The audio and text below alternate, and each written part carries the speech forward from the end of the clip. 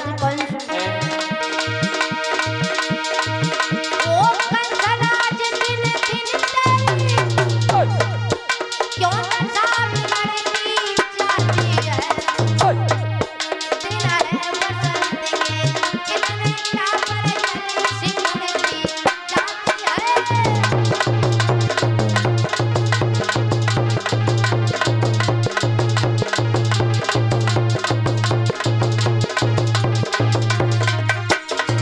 और बोले हैं देवर्षि नारद कंस चिंता होए काऊ दुश्मन की ना बाबा ओ धावा करके हराए जय हो यदि अंदर में कोई बोल न हो काऊ हराए डालो।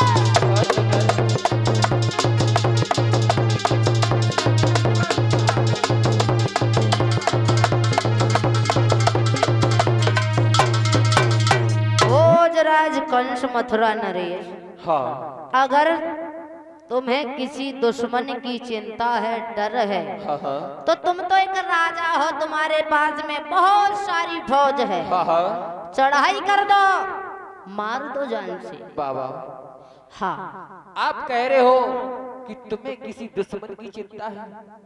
मुझे किसी दुश्मन की भय नहीं है, कोई चिंता नहीं है, दुश्मन मेरा कुछ नहीं कर सकता। और बात सुनो भोजराज कंस हाँ जो तुम दिन दिन कमजोर होते जा रहे हो शरीर में कोई रोग है कष्ट है तो उसकी किसी अच्छे वैद्य से डॉक्टर से अपने इलाज कराओ। बाबा जी हाँ आप ये रोग कह रहे हैं, जैसे जैसे मैंने रोग की दवा ली है वो रोग घटा नहीं, बीमारी घटी नहीं, बीमारी बढ़ी है। भोजराज कंस सिंहासन से नीचे उतर करके बैठ गया देवर्षि नारद के चरणों को पकड़ लिया। बाबा नारद मेरी चिंता का क्या कारण है? एक ही कारण है मेरी चिंता का। बाबा नारद सुनो आ रही लकी सी भर के जय हो कंस ने और नारद से गिरा सुनाई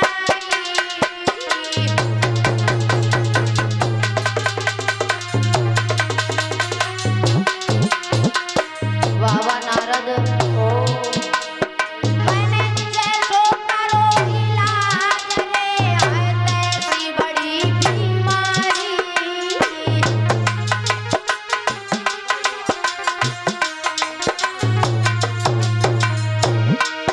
सुनो देवर्षि नारद महाराज मेरी कमजोर भई तकदीर क्यों?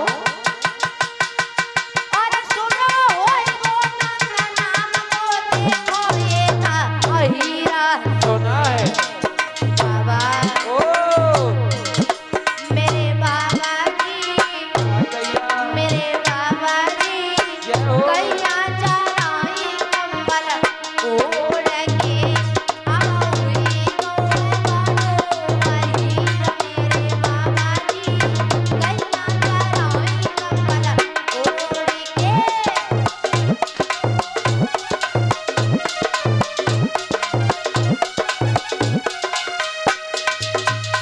कंस रो करके बोला देवर्षि नारद ए जैसा हमने बीमारी का इलाज किया बीमारी कम नहीं हुई दुगनी और बढ़ गई।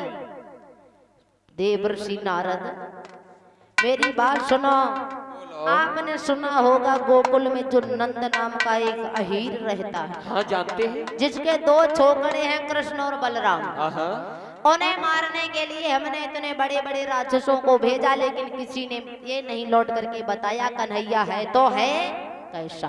भोजराज कंस हाँ मुझे ये मालूम पड़ता है कि तुम नेक नेक से जरा जरा से बच्चों को डर गए, इसलिए तुम्हारा दिन पे दिन चोला सूखता जाता है। देवर्षि नारद हाँ। हम डर नहीं गए। अरे मैं कब डरता हूँ?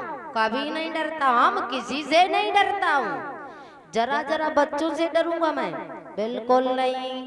देवर्षि नारद अगर कहो तो अभी कृष्ण और बलराम को मार दिया जाए, लेकिन हम तो मारते नहीं हैं, छोटे छोटे हैं। अरे हम क्या मारे, हम छोटे छोटे राक्षसों को ही अभी भेजते हैं। देवर्षि नारद मेरी बात सुनो। बोलो। कि वो छोड़ गया है गोकुल को, जय हो।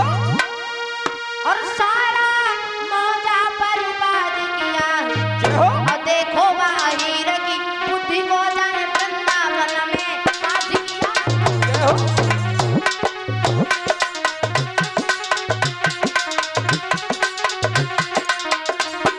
देवर्षि नारद नंद नाम के अहीर ने गोकुल को छोड़ दिया, वो वृंदावन में सुना है रहने लगा। हाँ डर के मारे।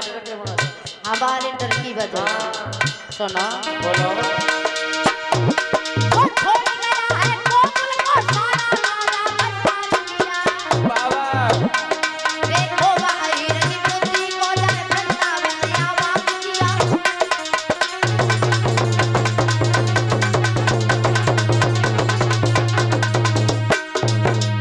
लेकिन देवर्षि नारद हमने ये सुना है कि वही कृष्ण और बलराम हमारा काल है। तुम्हारो। हाँ तो तुम ताई के मारे सूखे जाते बाबा, ए हमने इतने बड़े बड़े राक्षसों को भोजा, लेकिन किसी ने लौट करके ये नहीं बताया कन्हैया कैसा है। डरे ना तो क्या करें बाबा। कोई बात नहीं। तुम्हारे कोई समझ में युक्ति अगर आ रही हो कृष्ण और बलराम को मारने के लिए तो हमें बताओ। भोजराज कंस। हाँ तुम तो डर के मारे बड़े बड़े काटे, हमारी बातों को कहाँ सुनते हो। बोले हैं देवर्षि नारद। सुनो कि नारद ने हंस कर कहा और प्रथा भूप पछिता। जय हो।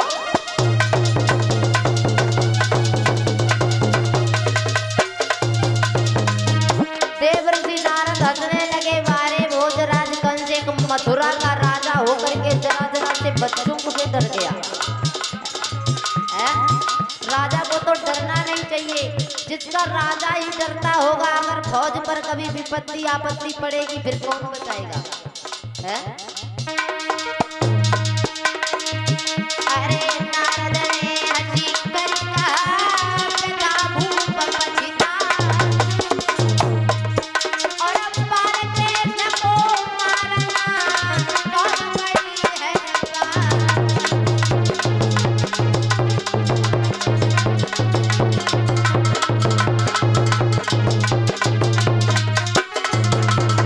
और बोले हैं देवर्षि नारद। सुनो भोजराज कंस। बोला तो क्या बंधन होगा,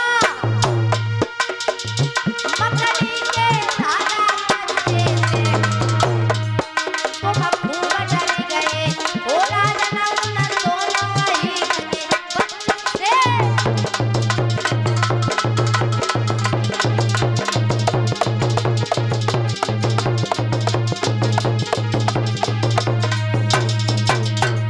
देवर्षि नारद हंस करके कहने लगे अरे बोला तो क्या बंधन होगा, मकड़ी के धागा कच्चे से। और तुम खूब